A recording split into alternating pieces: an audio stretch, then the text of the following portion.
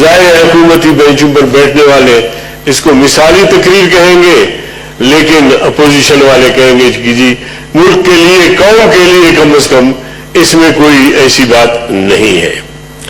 جناب والا، جسے میں نے کہا کہ صدر صاحب کا جو بیان ہوتا ہے، سالانہ جو ان کی تقریر ہوتی ہے، وہ سال بھر کے پالیسیوں کے لیے آئینہ دار ہوتا ہے، تو وہ نہ آئینہ ہے نہ دار ہے اس میں، بلکہ تختہ دار ہے۔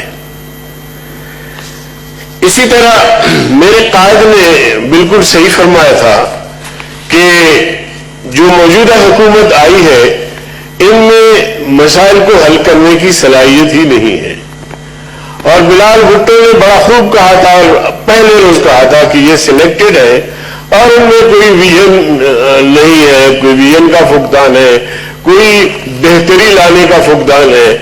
لیکن 2 سال گزرنے کے بعد واقعی یہ ساری باتیں جو مولانا فضل الرحمن صاحب نے کہا تھا، بلاول صاحب نے کہا تھا، دیگر لیڈروں نے کہا تھا، وہ ایک ایک ہو کر کے سچ ثابت ہو رہے ہیں۔ جناب والا، انہوں نے بڑے بڑے بلند بانگ دعوے کیے تھے کہ ہم یہاں 1 کروڑ نوجوانوں کو نوکری دیں گے اگر برسر اقتدار آئے، 50 لاکھ لوگوں کو گھر بنا کے دیں گے اگر ہمیں حکومت ملی۔ اسی طرح پاکستان کی اقتصاد کو، اکانومی کو اتنا مضبوط کریں گے کہ باہر سے لوگ آ کے یہاں نوکریاں کریں گے۔ لیکن یہ ساری صورتحال آج ہمارے سامنے ہے کہ جتنے بھی دعوے کیے تھے ان میں سے ایک دعوے پر بھی عمل نہیں ہو سکا۔ انہوں نے یہ بھی فرمایا تھا کہ جی اگر مجھے کہا گیا کہ آپ نے IMF کے پاس جانا ہے تو IMF سے پہلے میں نے خودکشی کرنا ہے۔ اب آج اسٹیٹ بینک میں IMF، آپ کے FBR میں IMF، آپ کے فائنانس میں IMF، اب قوم کو انتظار ہے کہ وزیر اعظم صاحب کب خودکشی کریں گے۔ تو عرض کرنے کا مقصد یہ ہے کہ یہ پالیسیاں، یہ گفتگو، اس طرح کا انداز اگر آپ نہیں کر سکتے تھے یا آپ کی ایسی صلاحیت نہیں تھی تو پھر اس طرح کے بلند بانگ دعوے آپ نے کیوں کی؟ جناب والا، پھر ریاست مدینہ کی بات کر کے میں بڑا حیران ہوتا ہوں کہ ریاست مدینہ کو گرانے، اس کو متنازع بنانے کے لیے تو کام ہو رہے ہوتے ہیں، کہیں مندر بن رہا ہوتا ہے، کہیں جناب علی گردوارے بن رہے ہوتے ہیں سرکاری فنڈ سے، اور مسجدیں گرائی جا رہی ہے۔ تو کیا ریاست مدینہ میں کوئی اس طرح کا ماحول تھا، اس طرح کیا جاتا تھا؟ تو اس لیے میں سمجھتا ہوں کہ ریاست مدینہ کو متنازع بنانے، ریاست مدینہ کی توہین اور اس کی تقدیس کو پامال کرنے کے لیے یہ ایسے اقدامات کر رہے ہیں اور اس کا نام دے رہے ہیں ریاست مدینہ۔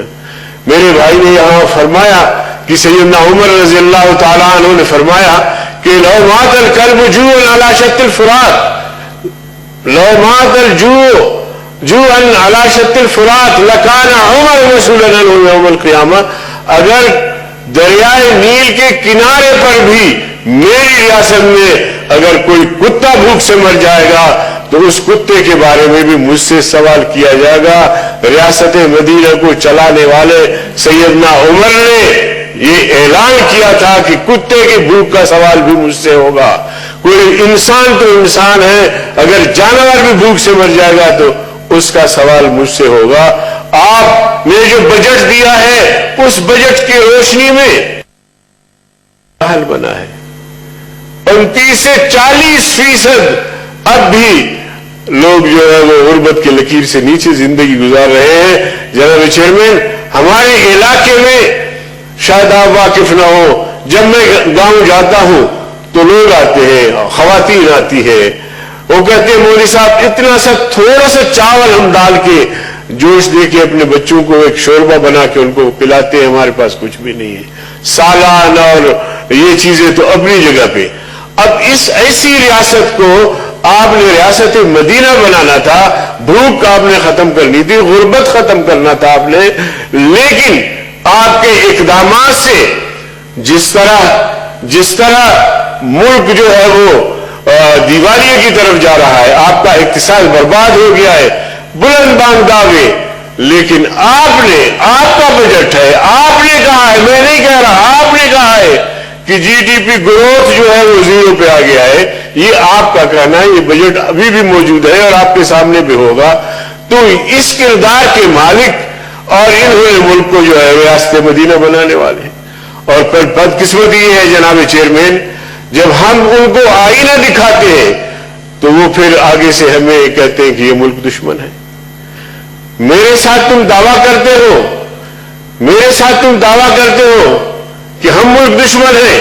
आप तारीख उठा के देखिए, आप शायद बड़े शरीर के तारीख से वाकिफ नहीं है।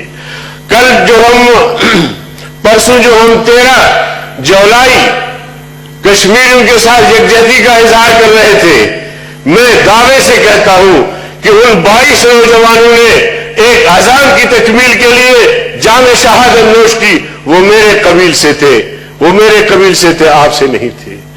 जो डोगरा राज को चैलेंज किया 1947 में और श्रीनगर तक पहुंचे, वो मेरे कबील से थे, मुजाहिदीन थे, वो आप में से नहीं थे। आप मुझे चैलेंज करते हैं, आप बड़े शरीर के दरो दीवार से पूछे, आप वहां के शजर और हजर से पूछे कि तुम्हारे टहलियों में और तुम्हारे साथ जो लाशें लटक रही थी वो किन की लाशें थी, तो वो भी गवाही देंगे।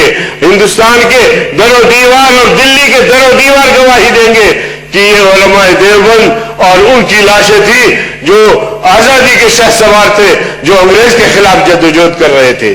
शामिली के मकाम पर 1857 में जो जंग लड़ी गई, उसका भी आप पता करें, उसका भी पढ़ें आप तारीख में कि उस जंग की क़यादत कौन कर रहे थे, जिसे बाद में जंग गदर का नाम दिया गया था। हम उसको जंग आजादी कहते हैं, आज भी जंग आजादी कहते हैं। तो वो कौन थे? मौलाना मोहम्मद कासिम नानोतवी, हाफिज जामिन शहीद, मौलाना रशीद अहमद गंगोही। अंग्रेज जंग से 10 बदस लड़ाई हुई, हाफिज जामिन शहीद और बहुत सारे लोग शहीद हो गए। ये कौन लोग थे? ये मेरे कबील से थे जो आजादी की जद्दोजहद कर रहे थे। जनाब चेयरमैन, मैं आपको बताऊं, मैं आपको आगे लेकर चलता हूं। खुदा ना ये तारीख का मुताला करे। असीर मार्टा, मौलाना शेख वलीद महमूद हसन, मौलाना हुसैन अहमद मदनी, मौलाना उजैर गुल, ये कौन थे? किस कबील से ताल्लुक रखते थे? नूरा बेंगल जो रियासत खारान की बदनीयती से गिरफ्तार हो गया, वो भी मार्टा पहुंचा। ये लोग कौन थे? ये मेरे कबीले से थे। ये इस हिंदुस्तान को, बरेसरीर को आजाद करने के लिए इन्होंने जानू का नजराना पेश किया। आज आप मुझे कह रहे हैं कि आप मुल्क दुश्मन है।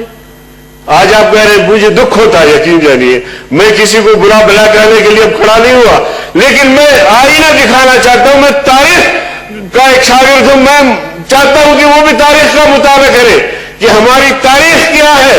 और आज हमें आप मुल्क दुश्मन कह रहे हैं। खुदा का खौफ करो। और अल्फाज का चुनाव जो है ना, अजराह करम अल्फाज का चुनाव जो है वो जरा एहतियात से करना चाहिए। आप आज भी बड़ी सगीर की तारीख पढ़े जनाब चेयरमैन, बड़ी सगीर के जितने भी हुकूमत खाने थे, उनको हमारे आबा अजदाद ने, हमारे असलाफ ने आजादी की जद्दोजहद में या हिंदुस्तान की आजादी की जद्दोजहद में मेरा खून शामिल है, मेरा खून शामिल है। इस रियासत की आजादी में मेरा खून शामिल है। मैं पेश कर सकता हूं हजारों लोग, लाखों लोग, लेकिन मेरे मुकाबले में जो मुझे मुल्क दुश्मन कह रहे हैं, आप उनसे भी पूछें कि आपके आबा अजदाद ने क्या कुर्बानियां दी। मैं तो एक बहसियत तहरीक रेशमी-उल-महल, तहरीक खिलाफत, तहरीक करके मवालात, ये सारी तहरीकें मैंने चलाई है। आप मुझे कह रहे हैं कि जी आप मुल्क दुश्मन हैं। अफसोस है मुझे, यकीन यानी कि मैं ऐसे अल्फाज मेरे पास नहीं है कि मैं ऐसी बातों की मजम्मत करूं। बस मैं मोदी जब से आया اس نے اپنی پالیسی بڑی واضح کی. اب صدر صاحب کی تقریر میں یہ چیزیں بھی تو ہونی چاہیے کہ کشمیر کا ہم نے کیا کرنا ہے. 5 اگست کو جو مودی نے آئین میں ترمیم کروا کے کشمیر کو ہڑپ کیا, کیا رد عمل آیا؟ کیا رد عمل آیا؟ آنا چاہیے تھا. اس مودی نے کہا تھا کہ میں آؤں گا تو کشمیر کو ضم کروں گا پاکستان میں. ہم نے اس کے تدارک کے لیے کیا کیا؟ پھر وہ جو برسر اقتدار آیا, آئین میں ترمیم کیا, تو پھر عالمی سطح پہ ہم نے کیا کیا؟ تو میرے محترم چیئرمین صاحب, بات یہ ہے کہ صرف دعووں سے باتوں سے بات نہیں بنتی, بلکہ اس کے لیے یہ ضروری ہے کہ عملی اقدام کیا جائے. آج کشمیری پاکستان کے نام پہ مار کھا رہے ہیں, پاکستان کے نام پہ شہید ہو رہے ہیں, پاکستان کا جھنڈا بلند کر رہے ہیں, پاکستان زندہ باد کے نعرے لگا رہے ہیں, اور ہم یہاں قرارداد ایک پاس کرتے ہیں یا پھر ایک مذمتی بیان جاری کرتا ہے وزارت خارجہ, اور اس سے آگے ہمارا کوئی عمل, کوئی کردار, کوئی قدم آگے بالکل بھی نہیں بڑھ رہا.